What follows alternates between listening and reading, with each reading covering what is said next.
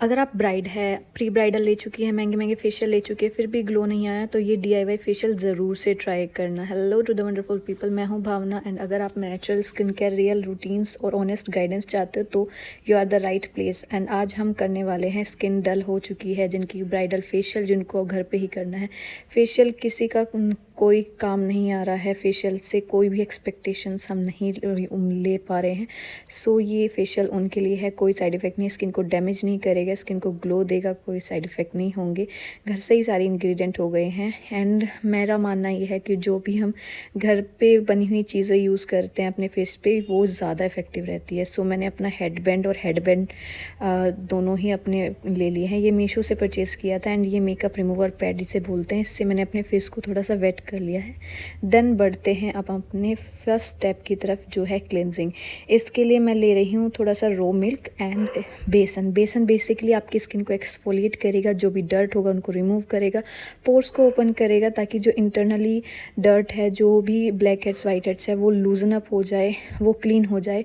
सो इसको मैंने हाथ पे ही मिक्स कर लेती हूँ। वैसे तो मैं अगर मुझे ज़्यादा बर्तन या ज़्यादा बाउल्स वगैरह ले नहीं चाहिए होते हैं तो मैं अपने हाथ पे ही मिक्स कर लेती हूँ। हैंड्स मेरे क्लीन है, हाइजीन है, कोई ये नहीं बोलेगा कि अनहाइजीनिक है। सो हैंड्स क्लीन है एंड मैं थोड़ा थोड़ा दूध लेके, थोड़ा थोड़ा मिल्क लेके अच्छे से सर्कुलर मोशन पे अपने फेस को क्लीन कर रही हूँ। पूरा डर्ट रिमूव हो जाता है। बहुत ही अच्छा स्टेप है। इससे सर्कुलर मोशन में क्लीन करने का, नोज़ को स्ट्रिप नहीं करता है, फेशियल के लिए प्रेप करता है स्किन को, बहुत ही हाइड्रेटिंग रहता है। थोड़ा सा आपको लग सकता है थोड़ा सा skin dry dry, but it's normal क्योंकि बेसन थोड़ा सा ड्राई ड्राई करता है। बट आपकी फेस जो है, स्किन है जो नोज़ के अराउंड है, वो क्लीन हो जाती है। एंड ऑनेस्टली मेरे तो मानना ये है कि इससे बेस्ट एक्सफोलिएटर, बेस्ट क्लिनजर नहीं है। एंड डेली भी आप इसे यूज़ कर सकते हैं, डेली यूज़ के लिए भी ये बहुत बेस्ट है। सो ये हो गया है मेरा स्किन क्लेंजिंग। अब हम इसको रिमूव करते हैं। इसके स्टेप के बाद आपको खुद लगने लगेगा कि बहुत ही हाइड्रेटिंग क्लीन स्किन लगने लगेगी। थोड़ा सा भी जो अनइवन स्किन टोन है वो भी रिमूव होना स्टार्ट हो जाएगा, डर्ट रिमूव हो जाएगा। देन सेकंड स्टेप आता है एक्सफोलिएटर। एक्सफोलिएटर के लिए मैं थोड़ा सा कॉफ़ी पाउडर लूँगी एंड उसमें हम ऐड करेंगे हनी। सो देखो बेसिकली कॉफ़ी का मेन ये है, एक तो आपका एक्सफोलिएट करता है, ब्लैक हेड्स वाइट हेड्स को रिमूव करने में हेल्प करता है, पोर्स को क्लीन करने में हेल्प करता है। एंड हनी आपको नरिशिंग देती है, जो आपका एक्सफोलिएशन से जो भी आपका बैरियर थोड़ा सा डैमेज होता है या बैरियर थोड़ा ड्राई हो जाता है स्किन का, सो उसको रिपेयर करने में हेल्प करता है। एंड आपका अच्छे से black heads white heads clean हो जाएंगे, जो भी आपका मीलिया वगैरह भी होते हैं वो भी क्लीन हो जाएंगे। एंड अच्छे से आपका इसके बाद आपको अलग से black heads white heads remove करने की नीड नहीं पड़ती है। सो ये अच्छे से आपको करना है सर्कुलर मोशन में। मैंने नोज़, चिन एंड फोरहेड पे किया है क्योंकि बेसिकली यहीं हमारे फोरहेड और नोज़ के अराउंड और माउथ के अराउंड ही यहीं हमारे ब्लैक हेड्स होते हैं। सो इसको मैंने अच्छे से इनके अराउंड ही किया है। 30 से 40 सेकंड्स आप एक जगह पे लगाओगे, घिसना नहीं है। स्क्रब का मतलब घिसना नहीं होता है। 30 से 40 सेकंड सॉफ्ट प्रेशर के साथ, no nose abuse please.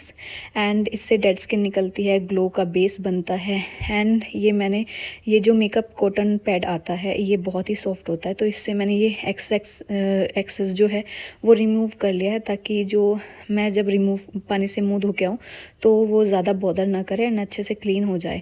So granules की तरह रहता है ये, बेसिकली स्क्रब ही लगता है। ऐसा लगेगा ही नहीं कि हम कॉफ़ी और हनी यूज़ करें, ऐसा लगता है कि ग्रेन्यूल्स है, स्क्रब ही है। सो मैं रिमूव करके आ गया हूँ। आप देखो कितनी क्लीन नोज़ लगती है, एकदम सॉफ्ट निकल के आती है, पोर्स भी हमारे बहुत क्लीन लगते हैं। एंड स्किन के इसके बाद, क्योंकि कॉफ़ी एक्सफोलिएट करने के साथ साथ आपकी टैनिंग को भी रिमूव करता है। सो नेक्स्ट स्टेप हम आ चुके हैं मसाज। देखो आपका एक्सफोलिएशन हो गया, क्लिनजिंग हो गया, बट अब इस स्किन को रिलैक्स और हाइड्रेट करने की बारी आती है। सो इसके लिए मैं आलमंड ऑयल लूँगी एंड एक विटामिन ई का कैप्सूल। सो ब्राइडल का ग्लो का सीक्रेट प्रोडक्ट नहीं, मसाज होता है पहले तो चीज़। ब्राइडल में हम जितना भी मसाज के ऊपर फोकस करते हैं, हमारी इंटरनल जो लिम्फेटिक ड्रेनेज है वो होता रहता है, टॉक्सिन्स रिमूव होते रहते हैं, हमारी स्किन हेल्दी रहती है। सो इसका बेस्ट जो ये मुझे लगता है मसाज का, यही लगता है। एंड स्किन हमारी डल क्यों होती है? तो सबसे पहले हमारा ग्लो वाइट या शाइनी फेस नहीं होता है। सो ग्लो का मतलब ये नहीं होता है वाइट हो, शाइनी हो। ग्लो का मतलब होता है डेड स्किन हमारी रिमूव हो जाए, एक्सफोलिएशन हो जाए, डिहाइड्रेशन ख़त्म हो जाए। एंड बार बार फेशियल करवाना और शादी से पहले पैनिक स्किन केयर करना और डिहाइड्रेशन और स्किन का बदलना is normal. So pre bridal जो भी है ये मिस्टेक ना करे, काम रहे, अपनी स्किन केयर का ध्यान रखे, ज़्यादा नहीं करना है, बस जो नीडफुल है वो करना है। मसाज आप डेली बेसिस पे भी कर सकते हैं। सो ये फेशियल डल स्किन के लिए, टैनिंग वालों के लिए, थोड़ा सा पिगमेंटेशन है, अनइवन स्किन टोन है उनके लिए, नॉर्मल टू ड्राई स्किन के लिए, कॉम्बिनेशन स्किन के लिए है। एंड ये आप फंक्शन से, शादी से 7 से 10 दिन पहले कर सकते हैं। एंड 1 हफ्ते तक पूरा महीना आपका चल जाता है इस फेशियल के बाद। एक्टिव एक्ने, सनबर्न, रीसेंट पील या वैक्सिंग कराई हो तो बिल्कुल भी मत करना, थ्रेडिंग के बाद भी अवॉइड करना।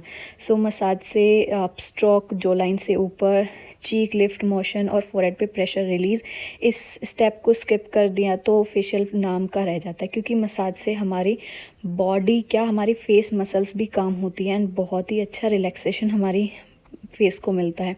सो मेरे लिए तो यही है कि मसाज आप डेली भी कर सकते हो। फेस योगा, फेस एक्सरसाइज तो आप डेली करो, क्योंकि आपकी एक तो स्किन टोन अप रहती है, हाइड्रेट रहती है, प्लम्पी रहती है, ग्लो बरकरार रहता है आपका। सो मसाज का मेन तो यही रहता है। एंड जो भी प्री ब्राइडल ले रही है, मसाज इज़ मेन।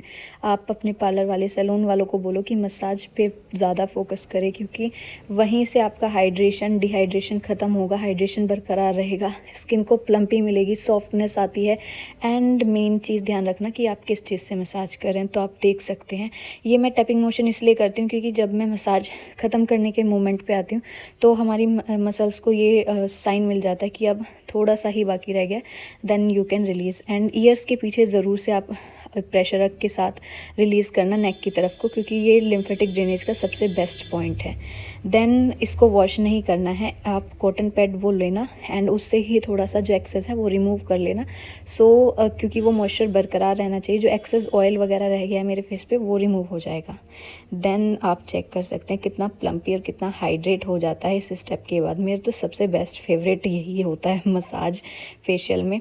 एंड मैं घर पे ही करती हूँ, सो नो नीड पार्लर जाने की ज़रूरत नहीं है, आप चेक कर सकते हो। देन हमारा आता है ग्लो मास्क। ग्लो मास्क में मैंने जो कच्चा दूध मैंने क्लिनजिंग में यूज़ किया था, उसी में मैंने बेसन ऐड किया है, थोड़ी सी मुल्तानी मिट्टी, थोड़ा सा चंदन और थोड़ा सा बीटरूट पाउडर ऐड किया है। बीटरूट पाउडर ये कलर नहीं दे रहा है रेड, बट इट्स ओके, क्योंकि ये थोड़ा सा पुराना हो गया है मेरा, मैंने बहुत पहले बनाया था। सो इसको सबको मिक्स करके मैं अपने फेस पे लगाऊंगी। ये मास्क इंस्टेंट फेयरनेस प्रॉमिस नहीं करता, बट हेल्दी ग्लो देता है। 10 से 15 मिनट रखना है, जब मास्क 70% ड्राई हो जाए तब जेंटली वॉश करना है। एंड आप चेक करोगे कितना बढ़िया लगता है इसके बाद फेस।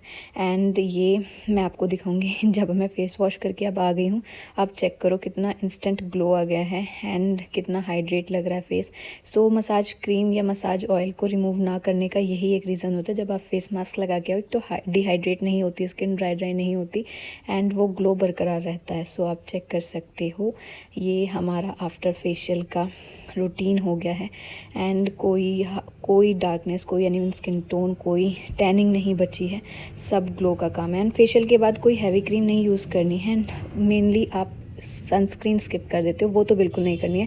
हैवी स्क्रीन में सन क्रीम मैं यूज़ नहीं करती हूँ, मैं सिर्फ पॉन्ड्स की ये क्रीम यूज़ करती हूँ, बहुत अल्ट्रा लाइट है एंड ये अपने फेस पे अच्छे से हाइड्रेट को मेंटेन करती है। जो भी हमने फेशियल कराया है उसका जो ग्लो है वो फेस पे बरकरार रहता है।